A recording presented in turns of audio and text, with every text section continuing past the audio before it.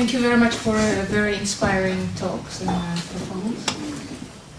One question that we always pose and actually persistently try to pose throughout the entire process of preparing this project and throughout the project itself is, what do, we as artists and intellectuals, in times like this, in times in times of crisis? What are the tools we can employ, and how and why? And it's not an easy one, but maybe a good starting point for the little talk this evening. So the question would be, what is it that we, artists and intellectuals, can do in times like these? Some of you who were here last time to give our guests a bit of time. The response of Boris Boudin was, just do nothing. He thought it was the best suggestion. And we refused and thought that we at least organize this panel discussion, this round table, to try to find out, do you have any suggestions? It's kind of a big one. It's a huge one. I mean,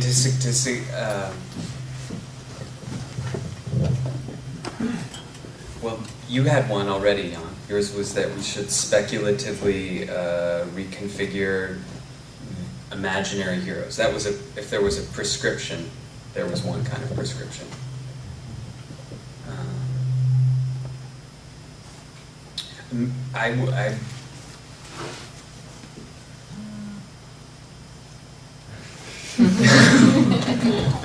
I would sing Bruce Springsteen songs. Go for it. That would be apparently my answer to the. I already answered it. Sing it collectively. Yeah.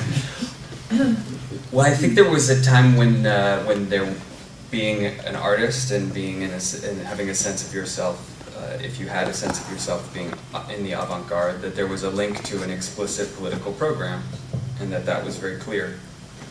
And that time is kind of gone now. Which makes things much more complicated. But also I think part of the problem is I don't think anyone really has a very persuasive political program to offer. At the moment. At the moment. In the Netherlands. In general, I mean, I think so. It's even difficult to talk about these things concretely, I think, because everything has this vague, disembodied quality. In comparison with those historic arguments, like the arguments between like Adorno and Benjamin about realism and how it should relate to the party. I mean, there's no kind of debate happening like that now, and at least I don't see it. So I think it's much more difficult to then ask anyone to then. What we should all do is, it's really a tough one, because I don't think really anyone knows what to do, and I think not only in arts. But can't you say, I mean, for me the first question would be, is the crisis real or is the crisis rhetorical? Like, if we assume that the crisis is real, that we really experience a fundamental change, a kind of loss of categories, then the question would be, how do you address that urgency when that moment of urgency comes from the fact that there's precisely a lack of a language to address that crisis. And that's why I think Diamantas Narkevicius is so strong, because his work addresses this lack. He kind of speaks about the experience of crisis and says that the only way that we can honestly speak about the experience of crisis is by pointing towards a lack of language. Classical Adorno negative dialectics in a way. That's one thing. The other thing would be to say, like, a crisis has never been real. A crisis can only be staged. Like, to speak of a crisis is already a fundamental tool by which intellectuals create relevance for their way of speaking. Because in a crisis everything matters, and if you want things to matter, you have to create a crisis. But you do that in relationships as well as in whatever public address or whatever. Does that then become real? But the question is then the question of responsibility. Can we be if we realize that in the modern tradition of artists and intellectuals, if you want to raise your voice and if you want to be heard, you have to make a scene. You have to stage a crisis and create a feeling of urgency, and to stage yourself as someone who emerges with a statement heroically from that crisis. And the question is, is it still responsible to stage your own speech as a speech that is motivated by crisis? Is it still to say, like, I speak as a man in crisis, and therefore, of course, what I have to say has another urgency, another necessity? And for me, the question is, if you look at it from this rhetorical perspective, is that the only perspective from which you can raise your voice as an artist and intellectual? Maybe yes, but then how do you deal with it responsibly? Or playfully, or diabolically provocative, or whatever. I think it's difficult to talk about or answer that without talking about the specific content. So each crisis is different. Maybe what comes up to my mind when I'm asked that is that usually crisis is normality declared as crisis. For example, when you look at Utrecht's video, which is called Normality, she's talking about a war called Normality, and when talking about racism and anti-Semitism, we must accept that it's normal in German-speaking societies, like if you relate that to a specific topic. So I think when talking about war and crisis, one has to be also more specific, and then we can talk about what role we take in a specific crisis, maybe. What I would like to add is that it's very important that intellectuals and artists do not see themselves as something special, that they see themselves as part of the society, and then we also could ask all of you as well, so how we can deal with it. Does anyone want to take up the challenge?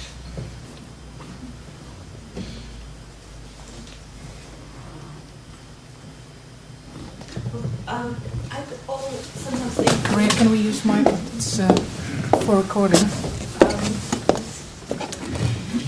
I like the question, actually, because I was just at these kind of forum at Jaspis called Collaborative Practice, and it was all about kind of horizontal forms of governmentship and working together. And I got very frustrated because I never had an answer, and it just makes me think that sometimes I'd like to hear the wrong answer. It's better than actually getting no answer.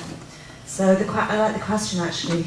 So it's actually very important to give an answer, but it could be completely wrong. It doesn't matter. But I would sort of, in response to what you said, I would again sort of open up these two categories. On the one hand, it's sort of the kind of realism versus rhetorics. On the level of realism, as the challenge of realism, it would be to say, like, what ways can we find to describe what the crisis is today? Is it the crisis of a lack of descriptive categories, or like what you spoke about, I think is also quite crucial, this idea of crisis as normality, or normality as crisis, that we experience that sort of this strange connection of a normality that establishes itself as crisis, or a constant crisis as normality, as a constant state of terror in America, where it's always kind of red alert or yellow alert or what it is, or as the kind of normality that establishes itself in societies that change, where you have to sort of go to the market and do your little business and do your kind of trafficking of goods, as a kind of normality to establish your life in a situation of crisis. And that would be sort of maybe a very good way to continue thinking about that. How is it that today a lot of societies organize their normality in a situation of crisis, of kind of a change without clear perspective? That would be something as an analytical category. But at the same time, I would say there's this kind of rhetorical moment to say, like, we experience today that a lot of crises are just staged for obvious political reasons. That also this kind of constant warfare is a way of staging crisis to stabilize political authority. So it's not rhetorical, it's a rhetoric, a technology of governmentality, of ruling, of establishing authority. It's one thing, and then the last question of I'm super skeptical about this idea of that sort of that an artist or intellectual could ever speak on behalf of normality.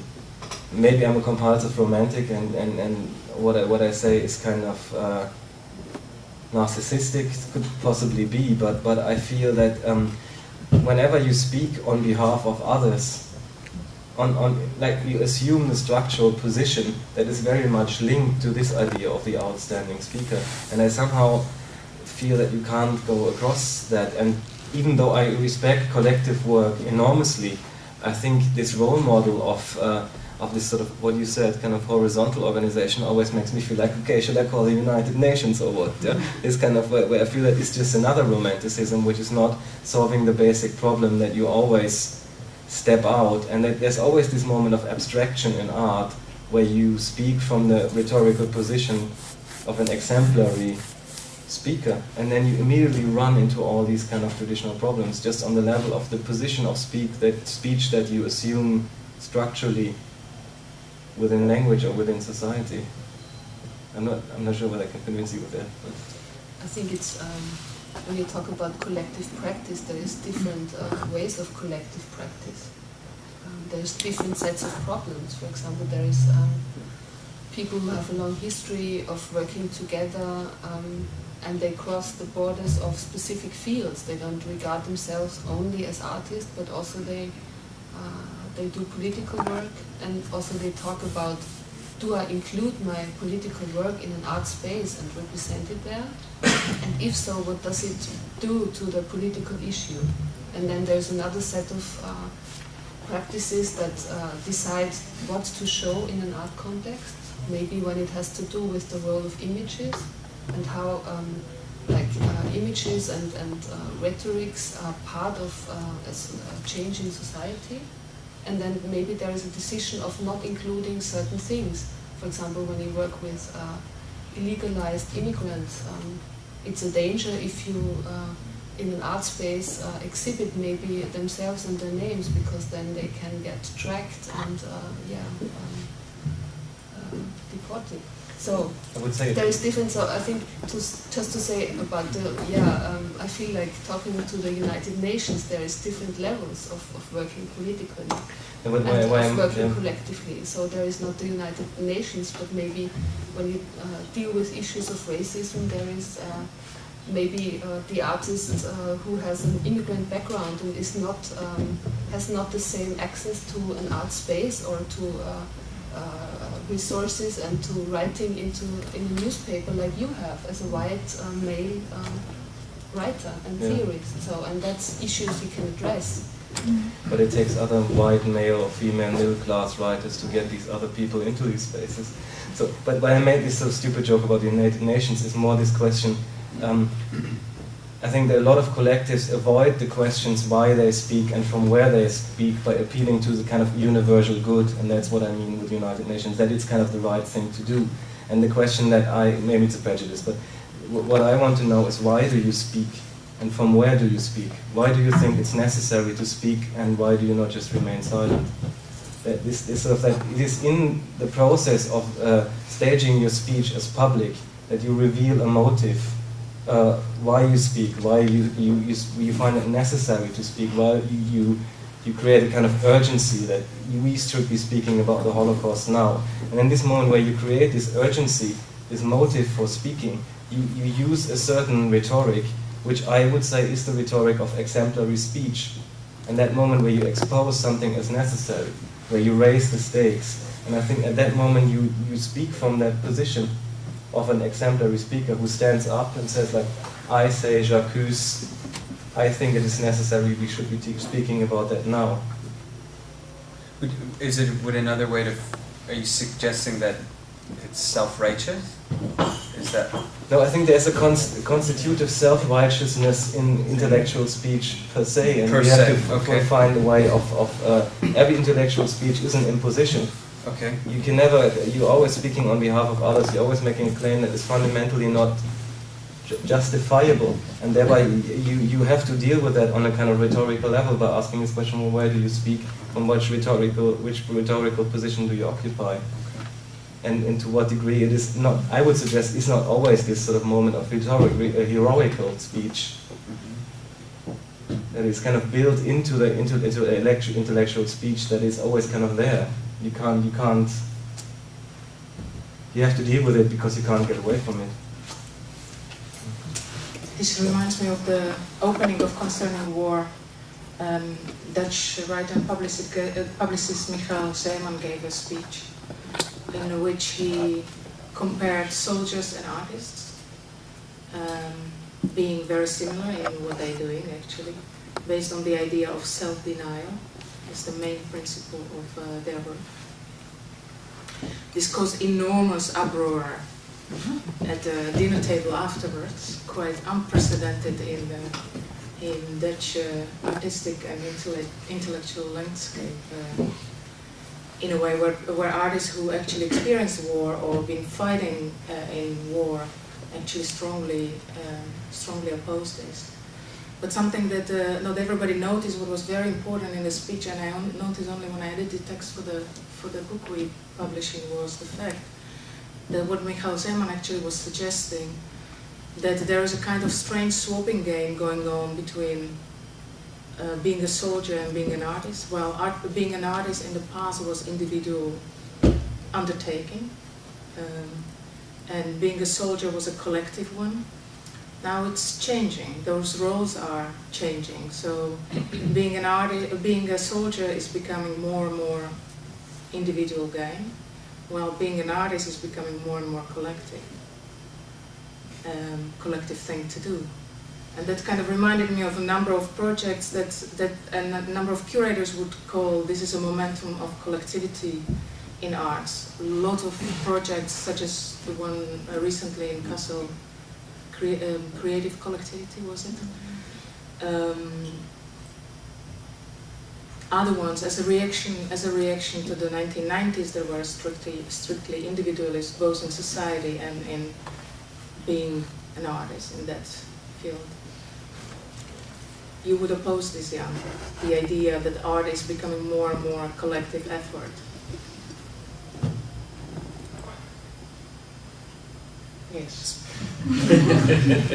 It is, but I think for me the kind of blind spot in this debate is that even though obviously there's more and more collective projects, and I don't have anything against that. I think it's good that people are working in groups. But I think the blind spot in this debate is that we're constantly not talking about what it means to speak on behalf of a collective, what are the modes of collective address that might even be implied in the most traditional forms of art practice, that even whatever Courbet is in a way a collective because he's speaking on the behalf of a collective, and all these more structural and rhetorical issues I think need to be thought through.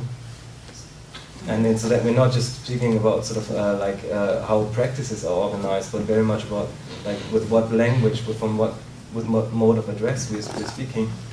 Well, you know, right? Like I think, like as you said, you could be very skeptical because in a way there is a common ground that everyone can stand on. That's what I believe. And for example, the Dieter Lisage, who are going to give also lecture and have a discussion with us in the last session of this program, what he emphasized in his one article is that now kind of common thinking of people about humanity is that it's good if someone is not tortured.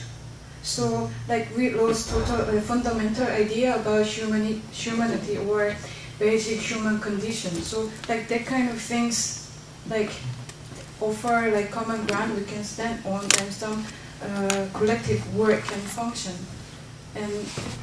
And from this perspective, I'd like to ask you that then how when artists are putting crisis into the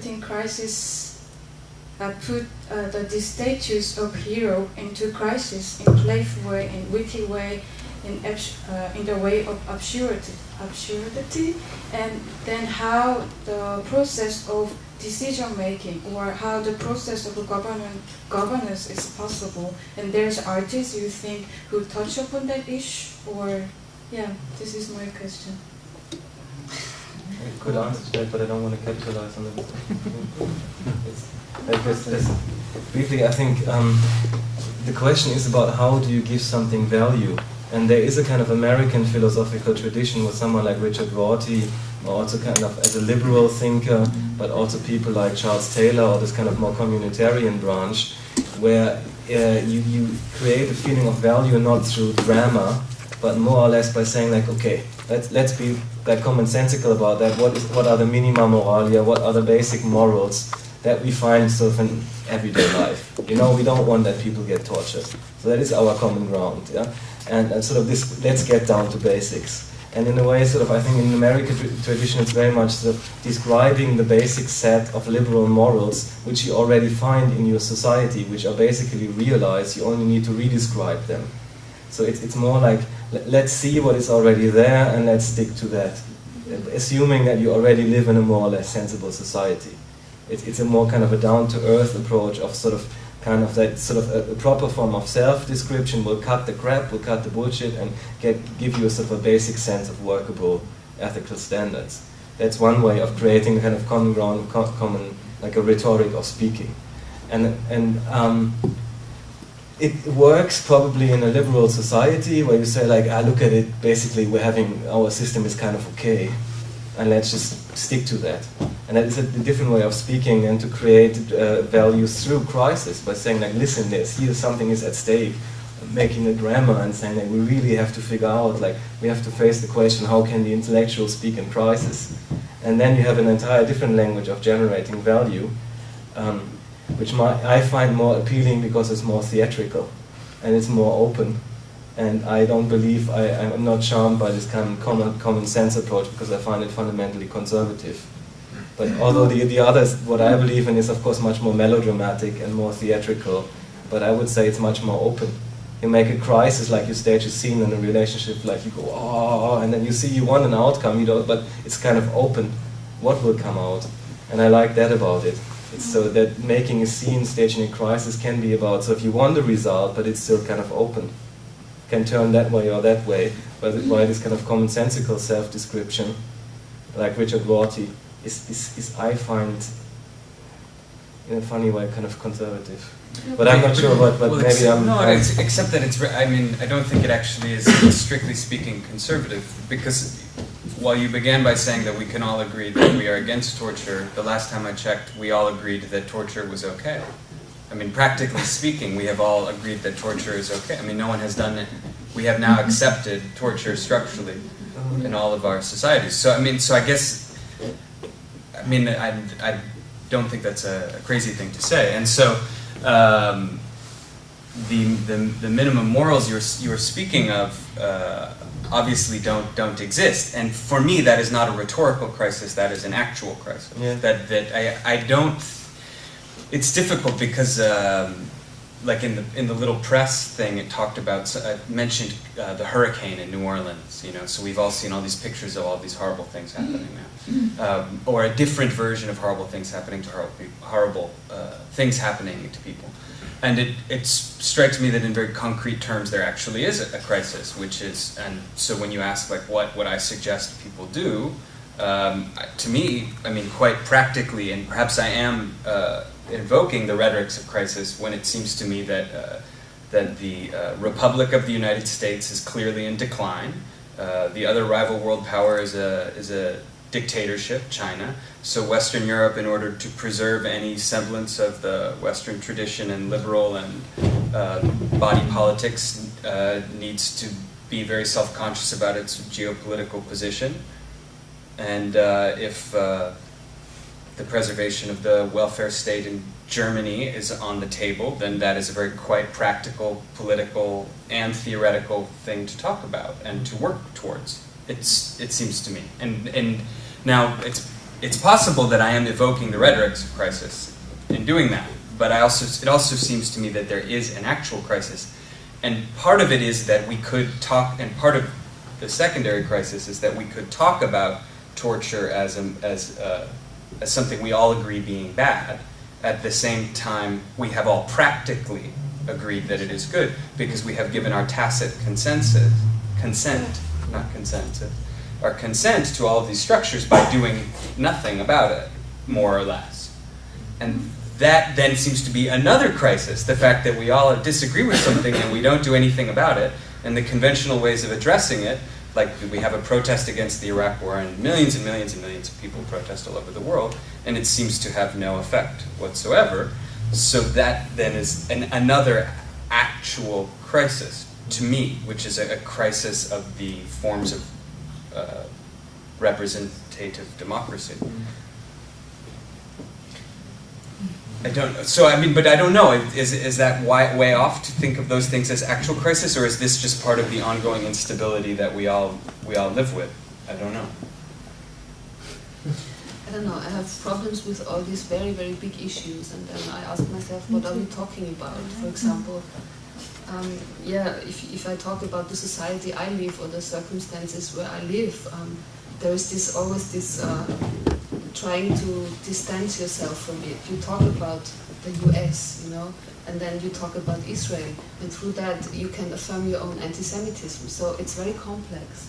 So I think one should really talk very concretely about one is talking about a few things that have been said, like when you talk about speaking on behalf, this is a very important issue, because there's also speaking with, and not only speaking on behalf. Mm-hmm. So there has been a long discussion in the art movement and in the art and political movement, people thinking about what does it mean if I speak for someone? How can I speak with someone? How does it look like? Where do I show it? Do I show it at all in the art context? Do I show it completely somewhere else? And so these practices need to be taken into account when talking about war and crisis, I think.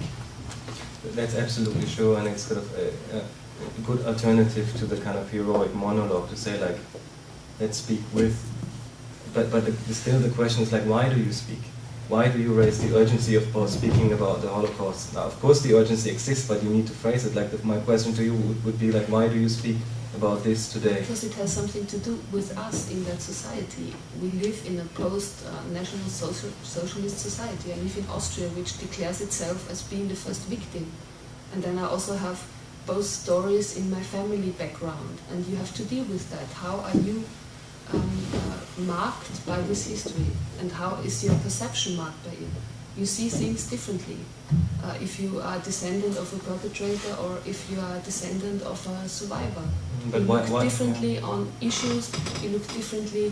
For example, if, like in Austria, it happens all the time that some politician says something anti-Semitic, and then, for some people it's normal. It's like in Austria, if a friend of mine from London comes, he feels threatened by that, and that's a difference in history and in perception. And I think as an artist, one can think about how visual and, as you have told also in your lecture, how aesthetical means like rhetorics and certain stereotypes, how they mark your thinking and how you can analyze them and show them, and maybe also change a discourse. I think it's also about changing a discourse. When I see the setting here, I would also like to open up what do we stage here? We talk about war and crisis, and there is some silent viewers. So what does the silent viewer contribute to a war? Maybe we could ask on a more general level, so that people want to come into discussion maybe. Well, I think that one of the priorities of artists is that any subject is good enough. I mean, the reason of doing something about Holocaust stays in the statute of the freedom status of the artist, beyond the morality of the gravity of the subject itself. So that should be a good enough reason for me as an artist to pick up any subject I want and turn it upside down or inside out.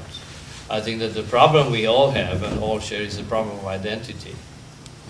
If there is a crisis, there is a general crisis which is overlapping every decade, if you want. Because we constantly have crises, right? In the 90s we had a growth crisis of the new media, of the internet, and everybody was addressing it. Then we had the crisis of collapsing of the internet. Now we have several crises. I don't have to describe them here because they are absolutely real. And Jeremiah, I think is your name, he was pointing at them very clearly. But here we are artists and people who deal with the art and the culture, and I think that in a very egotistic and self-referential way we have to think, where are we in this? And I think we are in our own crisis, which is a crisis of identity. And a crisis of identity through language. So every subject is interesting, as far as the language you use, you apply to it is challenging enough. If the language you use for it is too close to the mainstream language, which is the media language, then you might have a problem. Or maybe not, maybe that's your choice. But how do you know that it's only artists sitting here? How can you, do you know everyone personally? So maybe there's someone here who's I don't know, let's ask them. In the subject of war from maybe another angle.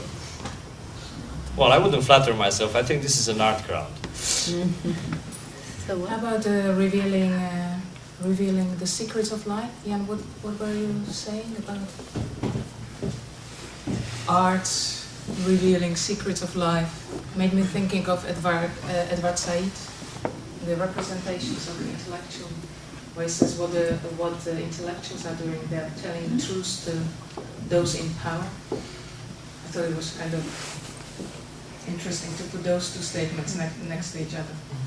But you were saying that, and I found it quite interesting. Art being capable of revealing secrets of life. It's again this figure. I'm not entirely sure whether I would describe it as an authentic rhetorical figure to say like, why do people listen to us? And for me, I'm not convinced by the sense, because if I say like because it concerns me, like who is me? I mean, I'm a completely average kind of completely. There's nothing important about me, no relevance about me personally, and I cannot base the relevance of my speech on my personality, because my personality is totally, utterly banal. And I feel there is a different classical divide between private speech and public speech.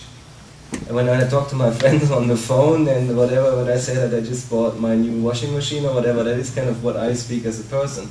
But when I speak publicly, I speak within a total different sense of rhetorics. And then the big question is, why do I speak? And how do I either convince or seduce the people that listen to me that what I say is actually urgent or relevant? And there we have to be thinking about all these tricks. And I think to say because it concerns me, for me, is not a convincing reason, because I find that fundamentally when we operate on the level of public speech, we play all these tricks. We play with the role of someone who has something to say and a secret to reveal, or someone to initiate into this secret. It's all these kind of rhetorical maneuvers that we shouldn't deny that we're playing them. And the rhetoric of personal concern alone. I'm just trying to diversify the possibilities of rhetorical registers to say, like, when we switch from private speech to public speech, what are we really doing? What kind of tricks are we pulling off? And what kind of registers are there that through which the intellectual creates a speech with urgency? And so how would you answer this question you raised? How would you answer it? Performatively, by playing out all these tricks and doing it in the most obvious way. But who has the power to do that? It's very interesting, and when it comes to the question of identity, it's always white men who can play the tricks performatively. If you're black, then you go into the street and the whole of identities is crashed on you, and you have to fight. Yeah. But you have to talk about your identity because, so I think it's interesting that the dominant position doesn't have to talk about oneself, doesn't have to talk about identity, can play with it. So that's interesting. But I find to say, like, as an intellectual, you assume a dominant position, and therefore, being skeptical about this, we should check our rhetorics. And to say like that I have maybe access to different kind of rhetorics from the position or background or whatever, what I am. But I'm just saying, like, how do we create ourselves as public speakers, and what kind of rhetorics do we use? Yeah, and I'm not defending any of these tricks. I'm just saying that we should be looking at them. We should be looking at the... I think that's very, very good that you do that, and I think it's very interesting. But you're talking about a we which doesn't exist. So what do you mean by this we? You also used it in your lecture. Yeah. There is differences in the room. When I look into this room, there's a lot of differences, and there is not one we. But I would say there's a grammatical we, and I think, yeah, honestly, and when you speak publicly, there is a limitation of the positions that we can take, of the structural positions, and on the level of public speech, to a certain degree, the real diversity of identities disappears, because there's a certain number of faces that you can put on, and you can work towards multiplying the faces or the tricks that you can play. But I say that I would say on the level of speech, of public speech, there is a structural we that we suddenly find ourselves speaking from, if we want to or not. You're always there on the balcony. If you want to or not, you can deny it, but it won't work. If you talk about dominant discourse, then yes. But to suggest somehow that the difference between dominant being linked to domination and a secondary, which would be, I don't know, what would be the opposing category to dominant, resistive discourse, or because I don't know, when I look at the rapper 50 Cent, right, Get Rich or Die Trying, right? 50 Cent is really like mass propaganda for George Bush. There is really an ideological structure that he perpetuates, you know.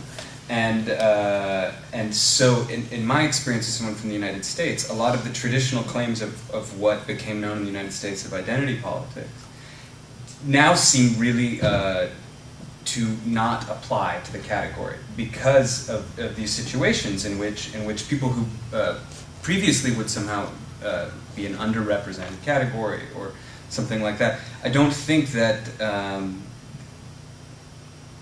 that per se 50 Cent, for instance, is, I think he represents the dominant part of society, the dominant ideology of the current American state, at the same time as being black. So, I don't know. So I'm saying, then how would then begin to talk about a resistive or a resistive voice? You were talking. I mean, if we have a dominant we. If I'm falling apart, just say so. It's okay. You know, if I lost the thread. There is a comment or question or two. Just a question to understand this last point, because being black doesn't limit you to talk only black discourse, as well as being white doesn't limit you to talk only white discourse. So you cannot limit the body to a discourse. So there I would maybe rephrase and say, not because he's black, but because of rap, which is considered not dominant discourse, which has been used as something to fight dominant discourse. Then I would understand better what you said, but not because the person is black. I'm getting scared with the idea that dominant discourse is being held at back, because I thought we were on the side of the resistance.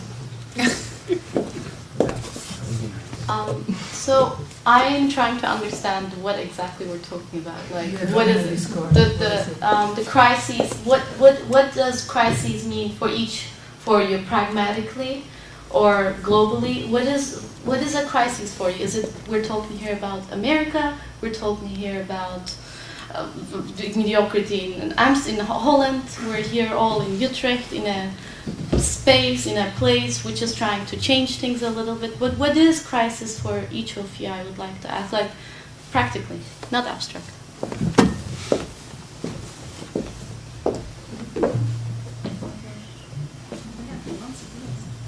It was a straight question. Yeah, that was really clear. Yeah, I think we were talking about this in our lecture. So Holocaust for you is tracing your roots as an Austrian and going back to the after the effects is a crisis for us. So we were describing that before. So for you, that's like the most important question in the work right now. That you're responding. It's like in link to our work, we explained this aspect of crisis.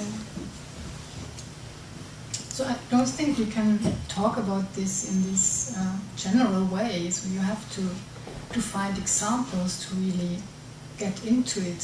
So I cannot tell you what crisis is for me in general. So it's more concrete what we did before, I think, than what we do now. For me, I would illustrate it with a story which is I read in a history book that in 1870 there were 5 union organizers who were arrested in Germany. And so there was a mass strike in most of Western Europe because of these 5 labor organizers. And then to imagine a mass strike on the behalf of 5 people, then I have to imagine the level of organization and the level of fluidity with political action and political vocabulary that all of those people had. And they had it much more, super organically. 5 people got arrested and then there was a mass strike right away. So the sense that I have is that there is really a decline. That there is a decline of political life, there is a decline of political possibility, and I experience this kind of intuitively and organically. I think maybe just like I feel it, and I'm not sure what to do, and I'm not sure what to do about it, and all of the confusion around that seems to be a good thing to make art about. So that's how I perceive it. I would like to give 2 answers. One is specific, the other is abstract. First of all, I think there's a daily experience of crisis if you work as an intellectual, because you work from a marginal position and you constantly have to face the question or ask yourself the question, why should it matter that I speak? I have to answer that question to me at the beginning of any article that I write. Why the fuck should it matter that I write this article? So I have to practically sort of go through that again and again to prove to myself that it actually makes some sense. That is a daily experience.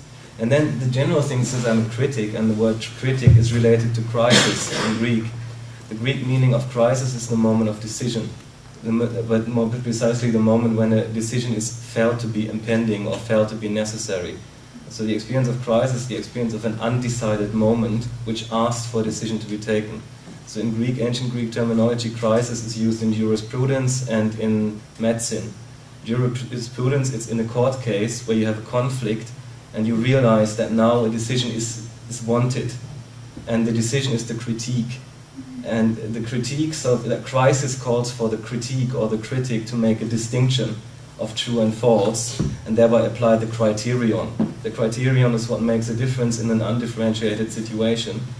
And this is sort of the whole business of being an intellectual or speaking, is speaking the critique, applying the criterion in a situation of crisis. It's like by definition what you do.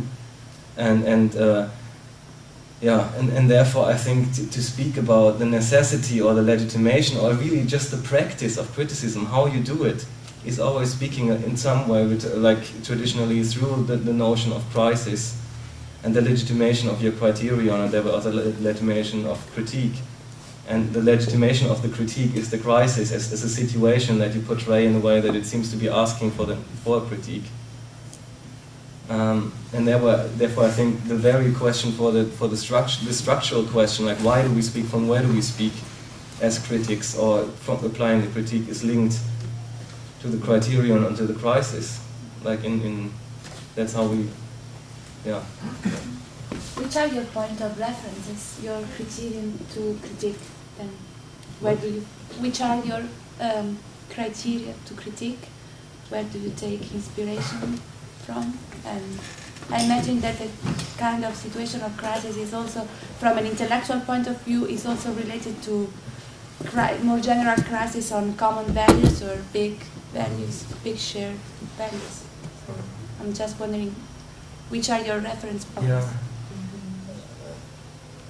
I think that the interesting thing about the crisis, and apart from the fact that it's been often misused as a concept, is that in a crisis anything goes, right? Because the crisis is the opposite of conservative thinking to a certain degree, because in a crisis nothing can be taken for granted.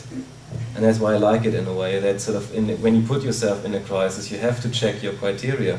And you cannot grab for any kind of definite reference point. You just have to grab whatever you can find and put it to the test, whether it works. And you cannot say for sure, because it will show. That's the whole point of the crisis, applying the criterion in the crisis. If you create a moment of urgency, you feel a moment of urgency, but you cannot take anything for granted. It will have to show whether it makes any sense or not. And that would be kind of the positive non-conservative side about sort of the use of crisis as a situation where anything goes but everything matters. More. Such as I completely understand.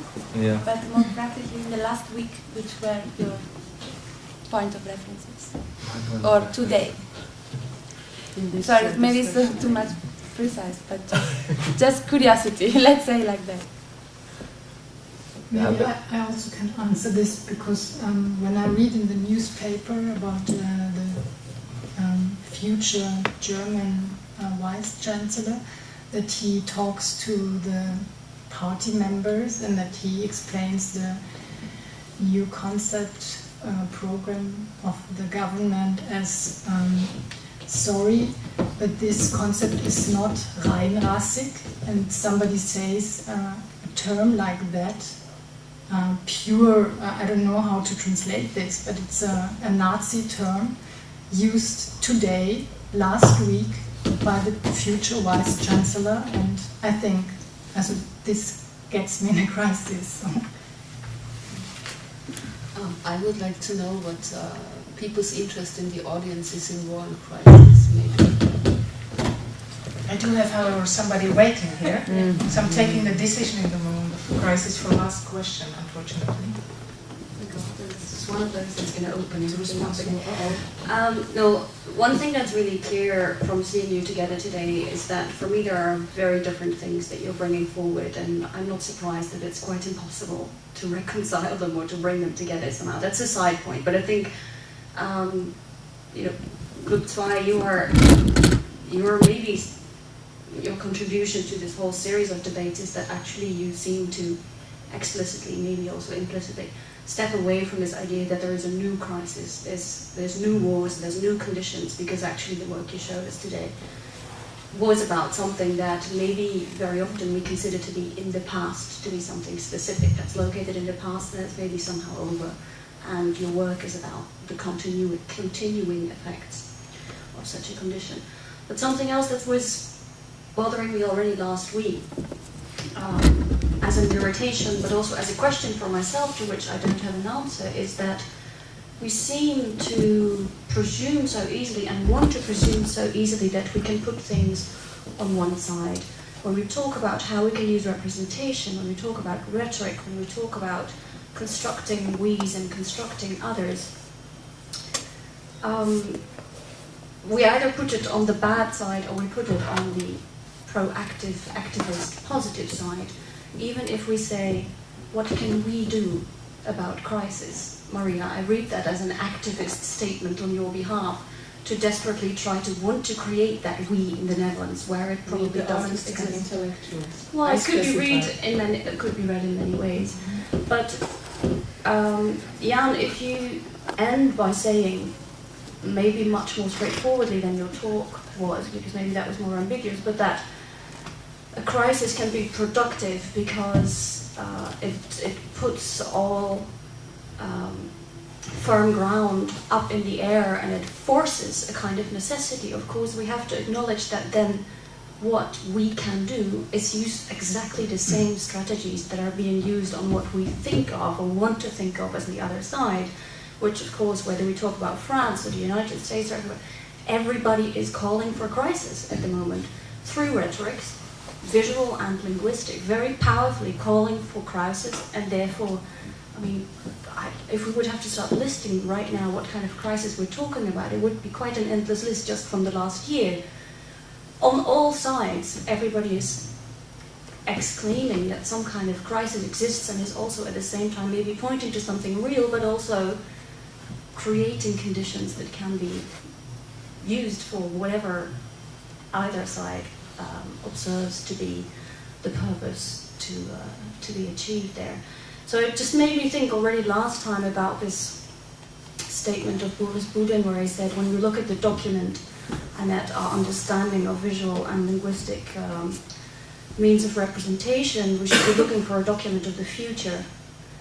But of course it was the Bush government, just some everyday administrator, that made this statement that, I can't quote it literally anymore, but the statement was something like, just while you around us are still trying to come to grips with reality, we're just creating the reality we want. So there again is a strategy of just through crisis and mechanisms of representation, images and language, the same tools that artists are using, something is called into existence in similar ways. So I think for me, really a question over the last year is coming up that we so easily presume that we can put certain tools on one side to fight for one particular battle, but actually these same tools, whether it's the internet or whether it's anything else, are of course constantly being used on all different sides. So I think we're coming maybe for the next conversations to this point of what crisis, then maybe we have to talk about the Netherlands at some point. But sorry, that's not really a question, it's just a sort of observation. I promise it's the last one, so I cannot even comment there. But I actually, there's one thing that there's a big question. Like on the one hand, we could say that if we are fundamentally condemned to use the same methods of public address that everybody uses to create the feeling of urgency or the need for meaning, then can the result be different? I mean, you would agree on the level to say, like, there are different ways of talking with rather than talking for that sort of bypass this kind of conventional modes of public address. I am more skeptical about that. I would to a certain degree say the idea that art could be creating a crisis without instituting an institution, that art could be fundamentally different, that it is not a crisis that institutes a new institution, but it's, I don't know if it's romantic, but it's this idea of that you could keep it on a certain level, where you stop, where you kill the king and leave things in a limbo, and then not say like, okay, that's the next one. Maybe it's a hopeless dream, but I think there's something interesting about it, and I think some of this sort of subtext of Agamben's writing is very much about the idea of, or maybe also Negri and Hart, and I know very little about that, but this idea, could there be a kind of constitutive, or like a creative force which is not in that sense institutionally constitutive? And that is kind of the issue that they raise. Yeah? But that is always presuming that there is not an alternative way of speaking, and maybe you're just right. And I'm creating a crisis which is completely melodramatic, I don't know. I think there's different public spheres, and sometimes we tend to see only the dominant one. That's why Zimmer and we were trying to make it visible. There is one has to always to be sure where one is sitting. We know we're sitting in an art context. Right next to us might be an immigrant meeting on war and crisis. And it might be negotiated entirely different things. Maybe next door to that door there is people, I don't know, from both sides talking about crisis. So I think it's very important to be aware where one speaks and where one speaks from, and to find different ways of speaking with someone, not on behalf of somebody and not on the level of United Nations, because there is already people who do that. So maybe to establish a cooperation, because personally I believe in that. I believe in cooperating with someone where I learn something, where my own perception is in a crisis, because all my images I come with, they just collapse in themselves, and I have to, maybe that's also the point you mentioned, where when you quoted Walter Benjamin, you don't have a language from the past that you can take with you, and you don't have one in the future already, but you have to develop that with other people who have different views than you and different histories than you. I suggest that at this point I thank everybody, all our guests, all of you, and I hope to see you all next week, Saturday. He's speaking on rhetoric. Is that true? Fear. No, on fear. That's another one. Fear of what? Thank you very much for coming.